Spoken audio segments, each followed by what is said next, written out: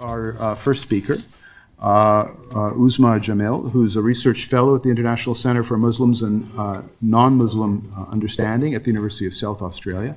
She was with us here in Montreal for a number of years, working with Cécile Rousseau and on projects very closely related to our own context that I've been describing, and so I think her talk will provide a very good beginning for the day's discussions around identity and living together. Vivre ensemble through difference, the construction of Muslims as other in Quebec. Please join me in welcoming her. It often makes the news in North America or in Europe in different contexts, and stories about the death of multiculturalism, concerns about citizenship, belonging, about religious and cultural diversity. And after 9/11, Muslims figure as concerns about national security as actual threats and not just cultural or religious threats. So what seems to be a common theme, however, is that Muslims are perceived as foreigners, strangers, immigrants, who are not quite like us. They may look like us sometimes, they may talk like us, but their religion, the way they dress, what they eat, these things keep popping up, and they are at best unsettling and at worst threatening to many of the majorities. So I want to focus in this paper on two different themes or two different discourses. This is about I want to talk about the difference of Muslims in Quebec and how they're constructed socially and politically as the minority other. But I'm also arguing that they're situated within broader Orientalist discourses in the West about the ways in which Muslims are constructed as minorities in relation to non-Muslim or Western majorities. So in Quebec, or let me take a step back, actually in Canada, Quebec figures on two levels in some sense, in terms of language, linguistic identity, and in terms of race. Quebec is sort of a national minority of white Francophone Quebecers, and English Canada is a national majority of white Anglophone English Canadians. This seems, fairly, straightforward, except that Quebec then also has a different functions as a dual minority-majority within. So although it is a predominantly white Francophone Quebecois national minority in relation to English Canada, it is also a white Francophone Quebecois majority in relation to racialized minorities, who are some are Francophone, some are Anglophone, some are allophone within the province. And this complicates the situation and the layers of minority and majorityness. Muslims now, let's add another layer of complication. Muslims complicate this even further because their difference raises questions about the interaction between language, race, and religion as markers of belonging, and the way they are used to construct both majorities and minorities. So I want to argue in this paper that the way in which Quebec constructs its own position as a dual minority-majority through issues of language, culture, and national identity shapes the ways that it articulates the difference of Muslim minorities as others in Quebec as well. So I want to begin by talking about difference as a concept. It seems rather ubiquitous. It's a way of making sense of the world, of creating a boundary between us and them. It's a way of shaping human conduct and social and political life. And I draw here from post-colonial theorists, and I want to emphasize the role of power within difference. So power gives meaning to difference in particular ways. It makes particular markers of difference significant in different contexts in different ways. And for the purposes of this paper, I'm interested in the way that difference signifies minorities and majorities, and the fact that this is a dynamic and dialogical relationship. I want to take a step back now and also bring in Orientalism. The argument of Orientalism, which Edward Said critiqued about 25, 30 years ago, is the argument that the Orient is constructed through the history of European imperialism, and it's elaborated in the representation of the Orient by European colonialists. This continues to endure today, however, in the ways in which the Orient, and this also includes Muslims and Islam and Muslim countries, is conceptualized as being inherently different from the West. And the Orient is articulated, described, defined through what is articulated as the West as the center, and so then the Orient is the non-West. It's all the non-things. So if the West is democratic, non-West is non-democratic, is despotic. There's no political freedom there. If the West is defined by the rule of law, then the non-West is lawless. There is no control over things. It's marked by violence in particular. Other qualities which are associated with the West is modernity. Modernity is supposed to be a quality that is not only articulated within the West, but is to be protected by the West. And then in contrast, then Muslims are non-modern, they're backwards, they're primitive, and because of the fact that they are defined by their religion, is perceived as sort of the opposite of modernity.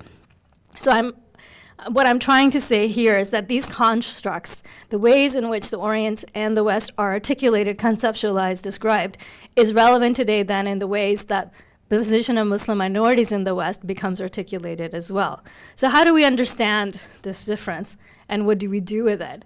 And the argument here is that the ways in which difference is conceptualized, it is always through the difference of the majority as well. Muslims are not out there as sort of weird people that we need to try to figure out their difference and figure out what to do with them. We need to look about the ways in which the majority also looks at their difference. So I want to look first at Quebec, Quebec's national imaginary. And the idea of Quebec as a nation is historically, politically, and socially constructed. And it serves as a basis for a distinctive identity in relation to English Canada, as well as an unfinished national project for a sovereign state. The construction of the national imaginary is retrospectively constructed. So it's history being sort of retold in a particular way, which places the historical origin of Quebec as a nation and connects it to France and French colonial settlers. And it privileges then the French language and these European origins as two things that kind of go together to make key elements of this national project. I'm not saying that this is not contested. I'm not even claiming this is monolithic, but I'm sketching out some of the qualities I think that become relevant then when we need to look at the position of Muslims today. So looking at the foundational mythology of Quebec, formerly known as New France, Quebec is a white settler society. It was discovered, again, overlooking the fact that Aboriginal communities lived here for a long time before Quebec was discovered. But it was discovered as part of the New World explorations of Europeans in the New World. 1534, Jacques Cartier came here and claimed part of the land for France. In 1808, Samuel de Champlain arrived and he appropriated the area north of the St. Lawrence River, which eventually came to be known as Quebec City.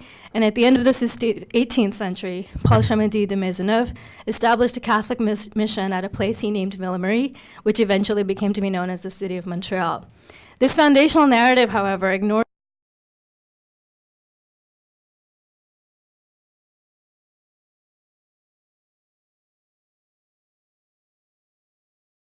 But this idea still has resonance, political resonance today.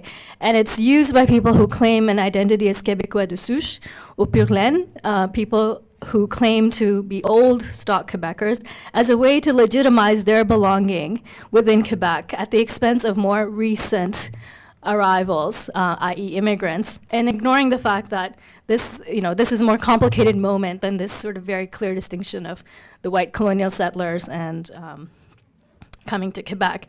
This claim also demonstrates a desire to imagine racial purity and homogeneity of the nation. But these are all constructions in and of themselves, as well as mixing between European and indigenous peoples was always a social reality. Moving ahead, the loss of New France to the British at the Battle of the Plains of Abraham in 1759, and the ceding of territories 4 years later, in 1762, as part of the Treaty of Paris, matters today. And because this dynamic of English versus French continues to have relevance today in the way Quebec sees itself, I note this as a moment in the construction of the national imaginary. Taking this as a whole, then there are some gaps that are noted. One, as I noted earlier, is the gap by the difference posed by those of the First Nations who were already here. Then moving ahead, I make this link to say that the difference of the Muslims, again, is also a difficulty because the construction of Quebec nation in this particular way, white, homogeneous, whatever, white homogeneous nation, then has some difficulty in dealing with the complexities of race and of religion, and also then overlooks the complexity of colonial histories in the sense that French colonial settlers who came in some sense colonized the Aboriginal peoples who were already living here. And that paved the way later for British English colonial settlers to also come in. So there are multiple layers of colonial histories that need to be taken into account. Jumping ahead to the idea of a modern Quebec. And this idea in the Quebec national imaginary comes from the Quiet Revolution of the 1960s. And this event is important because it marks political expression of national identity and the creation of infrastructure and institutions to support it. And here I'm saying state infrastructure, by which I mean the institutionalization, and I'm not referring to the sovereignty issue when I use the term state. Central to this vision, then, of modern Quebec that came out of the 1960s was the privileging of French language in all public affairs, including education, business, legal systems, etc. And what this means is that it was not just a language issue, it was a political issue, it was an identity issue. And this is very, very relevant today still. Two other qualities which are sort of noted as Quebec's core values are secularism and gender equality. And again, these are significant today because of the social and political changes brought about by the Quiet Revolution and as reactions to the dominance of the Catholic Church within Quebec society. The demographic changes that came about with the easy access and availability of birth control devices beginning in the 1960s meant a drop in birth rates and family sizes. And alongside this, the growth of educational and professional opportunities for women also became much more easily accessible. So the focus on gender equality then comes from this particular history of Quebec and as a reaction to the ways in which the Catholic Church regulated the position of women within society. And I bring these up because, again, as we saw in the charter debate issues, these were sort of put forward as Quebec values, and what I want to point out is these are constructed historically, politically, socially, and they don't just come out of thin air as universal kinds of values. So looking now at sort of the way Quebec society stands right now, although French language is very important and it's a central component of Quebec's cultural identity, the importance of it has shifted over time. So in the 1960s, it was part of defining a national community as Québécois, referring to white, French-speaking people who shared a common history and political project. Today, the state aims to include cultural diversity within this idea of national community. And although it privileges French as a common language, it also tries to include cultural diversity within the policies and the creation of certain governmental bodies which are supposed to maintain these particular issues. One might consider this as a way of institutionalizing the question of how to deal with the other, when the other is not just the white Anglophone elite who were the historic other of the French-speaking Québécois in the 1960s. So it's not until 1990, so about 30 years or so after the Quiet Revolution, that there is a explicit government policy which changes sort of the idea or the construction of what Québécois means. The 1990 policy of immigration and integration, which was put forward by the Liberal government, l'énonce de politique en matière d'immigration et d'intégration, used the term Québécois de communauté culturelle for the first time, meaning those who live in Quebec, everyone who lives in Quebec, instead of just those who trace their family history and colonial roots from France. And I think this is an important moment because of the use of language in Québécois de communauté culturelle, because it signifies a way in which culture becomes a marker of minority, because culture is the way in which Quebec sees itself as the majority. So that is the term in which minorities are referred to. And minorities is also used interchangeably with immigrants, by the way. Immigrants, cultural communities, or ethno-cultural communities. These are all terms which are particular to Quebec. And one might say, I would argue, that they're code for race. We're talking about race because we don't really talk about race in Quebec, although it's much more easily deployed in political discourses in other parts of Canada. And my argument here is the fact that because the dominant marker of Quebec identity is expressed as French language hyphen culture, minorities then are also viewed in those particular ways. The fact that the ministry, the Ministère de l'Immigration de Communautés Culturelles, the Ministry of Immigration and Cultural Communities, again makes this link between minorities, cultural communities, and immigrants very, very clear that these are the people that we're talking about when we're talking about minorities in Quebec. And these are the people who come from outside of Quebec and have come here. So the construction of Quebec as a nation, although there is some move towards including those others who come from other places, there's also, as we will see, some tensions around how that's going to be articulated. Lawrence mentioned interculturalism, and this is an important way of Quebec's self-identity being articulated. It's a clear association between French language and Quebec culture. And it's understood as an integration policy that privileges the preservation and perpetuation of the majority's French language culture in relation to the ethnocultural diversity of its minorities. Although it's never been fully defined officially, this is generally the way in which it is understood, that there's a clear power relation within this, so that there's the first is the French language culture, the dominance of the French language culture. The second is the ethnocultural diversity. And these two things, the relationship between these things is expressed, I guess, in various calibrations, depending on particular issues. Looking at immigration selection policy. So since the 1990s, Quebec has its own immigrant selection process, separate from the federal immigrant selection, in which French language knowledge is a key factor and is allocated the highest number of points in the total selection process. And it is seen as a way of determining how well the applicant will potentially integrate into Quebec society, also described as perceived cultural compatibility with Quebec society.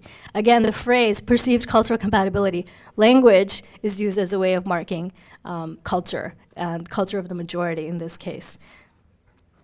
With this policy, Quebec, in fact, has been very successful over the past 20 years in maintaining a predominantly Francophone society.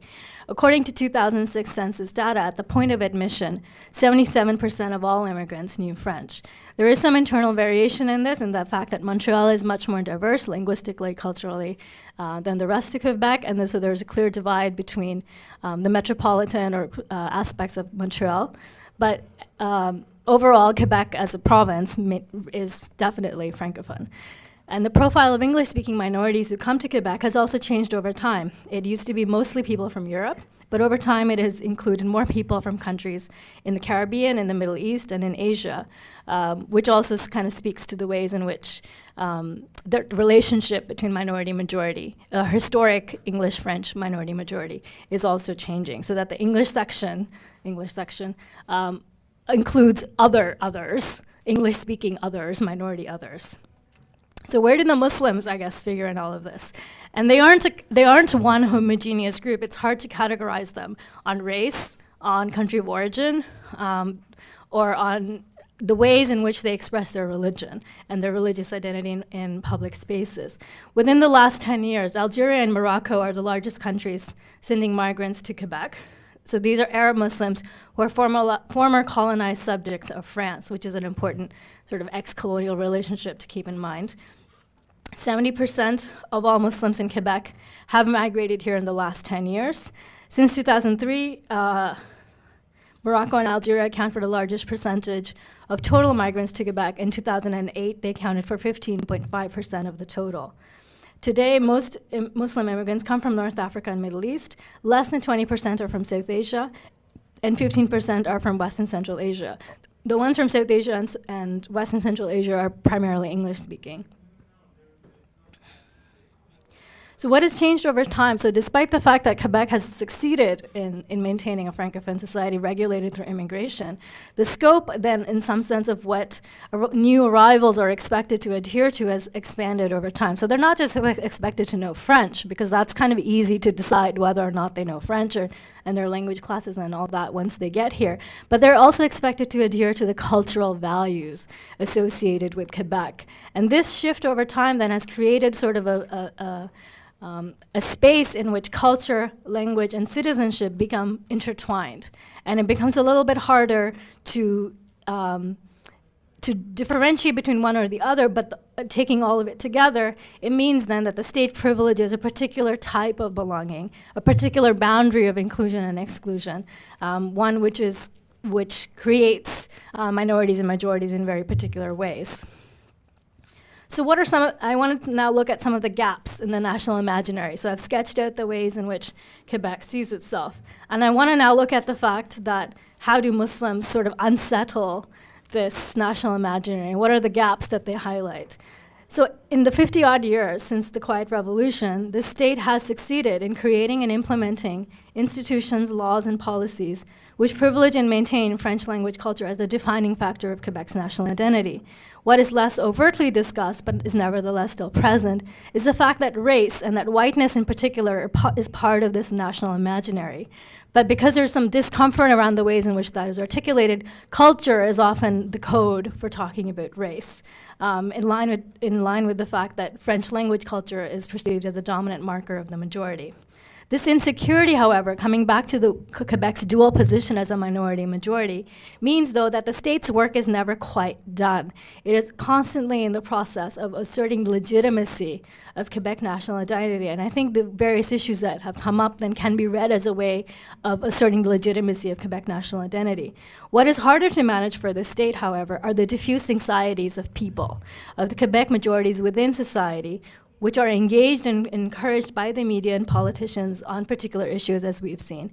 And these anxieties focus on the question of how to live with difference, to live in difference, in a nation that has been historically conceptualized as homogeneous. So in this context, then, the figure of the Muslim as a stranger, a foreigner, easily becomes the vehicle for the expression of these public anxieties. Muslims do not fit easily into the national imaginary of Quebec as a white, French language culture dominated nation. Their heterogeneity highlights some internal contradictions. While most of the Muslims in Quebec are francophone, they do not fit into the Quebec majority culture. They are not white. Some of them have a publicly visible religious identity, which is perceived as threatening in the context of Quebec's own history. And other Muslims who are English-speaking, for example, South Asians, occupy a space of multiple layers of contradiction, as a racialized minority, as a religious minority, and as a linguistic minority. Thus, language, race, and religion function as markers of difference of Muslims in Quebec. Coming back to Orientalism, I want to note that it's not just Quebec majorities who are anxious about Muslims. Muslims are the subject of a range of anxieties in Europe and North America and various countries because they're seen as not belonging, and their difference is seen as almost impossible to erase because it resides in their religious identity as Muslims, which is seen as incompatible with a national identity as a citizen and a member of a European or Western society. And the roots of these perceptions can be traced back to Orientalism, which creates and perpetuates a binary of Islam and the West. And within this binary, the West is modern, rational, secular, defined by reason and by the rule of law. And Muslims and Islam, in contrast, are associated with violence, barbarism, backwardness, and gender oppression. And this construct continues to circulate, albeit in different forms, depending on the country, depending on the issue. So the Quebec context, then, is part of this global context, but it is mediated through the particularities of Quebec and its own history. So I want to conclude, actually, by looking very quickly at the Quebec Charter issue. Most of my colleagues here will talk about it in detail. Just very quickly, in August, the PQ government, led by Pauline Marois, precipitated a controversy by introducing the Quebec Charter of Values. It had 4 stated aims. It provided clear guidelines for assessing demands for reasonable accommodation. It was meant to preserve the secular aspect of Quebec society. It was meant to maintain the religious neutrality of the state, as illustrated in the appearance of all employees, which included those who work for publicly funded institutions. And anyone offering or receiving government services would have to have their face uncovered, ostensibly for security reasons, but which basically meant Muslim women who wear niqab would be required to remove it in order to access any number of public services. So there are 2 issues here that I want to highlight. First is the issue of secularism, and then the way it was linked to gender equality, which are both actually issues about Muslims in particular. We didn't have a lot of public debate about Hindus or Buddhists or Jews. The anxiety was really focused around Muslims. So I want to draw here from Talal Asad and his argument, his discussion of secularism as a political doctrine that arose within a particular context of modern Europe and North America. And secularism is, on one level, a way to demonstrate the power of the state to define the relationship to religion as a category. And on another level, it is also an illustration of how the majority defines itself and its relationship to its minorities through the distinction drawn between secularism and religion. So what is implicit in this distinction is that secularism belongs to the majority. It is defined by them, it is regulated by them, it is maintained by them, which means then also regulating and maintaining the position of minority religions, particularly the religious expression in public life within that country. And all of these expressions then can be seen as a challenge to both majority power, to the power of the state, to define what secularism means and what religion means. This is layered within then the argument that secularism is a characteristic of Western liberal democracies, so that those who are part of the non-West are defined by their unmodernity because they're attached to their religion. Then through this sort of construct, Muslims are asked to choose. If they want to become modern, they must give up their visible attachment to their religion on the terms defined by the majority and what they define as secular. Thus, the preoccupation with the regulation of religious symbols by the state has a particular significance and a desire to articulate a secular identity. And this brings us to then the picture we saw earlier about the difference between conspicuous religious symbols, which includes the turban and the kippah and the hijab, and the non-conspicuous or non-ostentatious religious symbols, which in the illustration was a small cross worn as a form of jewelry. And this type of framing is significant because it's the basis on which the state draws a line between who is part of Quebec society and who is not, and therefore what is defined as acceptable form of secular expression and what is unacceptable as religious expression. It also, the idea of secular within Quebec then is linked to a particular idea of modern in Quebec. And as I noted earlier, the history of Quiet Revolution means that secular here does not mean religious neutrality. It just means this is how we deal with our own history. This is how we express it, and we call this secular, because this is what Quebec is all about. So the regulation then of the religious symbols of Muslims is a response and a reaction to this own particular preoccupation. The debate about Quebec values in the public charter quickly turned into a discussion about saving Muslim women, particularly from the alleged oppression of their religion, of their men who allegedly forced them to wear hijabs and niqabs, two very visible religious symbols. And their visibility, I think, is the reason why was easy to pinpoint them as symbols that contravened not only Quebec's idea of secularism, but also its commitment to gender equality, two ideas which are very closely related to the Quiet Revolution. I will leave the debate about what the pros and the supporters and the opponents of Muslim women and their hijabs for other colleagues. I want to end maybe quickly to say that the public debate then created a space that legitimized the expression of xenophobic and Islamophobic sentiments expressed through anti-Muslim incidents in public spaces, again, in which Muslim women figured very visibly, especially women who wear the hijab in the metro and the malls. And the woman in January, the story of the woman who was strangled by her scarf in the metro, when it got to the media, it provoked a whole storm of negative comments because it was reported initially that the scarf was a headscarf as opposed to just a winter scarf that people wear with their coats. So in conclusion then, the difference of Muslims challenges the Quebec national imaginary defined through othering. Even though the results of the provincial election have shown that most Quebecers aren't interested in that particular vision of the PQ, it doesn't necessarily mean that the issues behind the Quebec Charter debate have disappeared. The future of Vivre, ensemble in Quebec is an open political question. I want to come back then quickly to the issue of the question of difference of Muslims in the West today.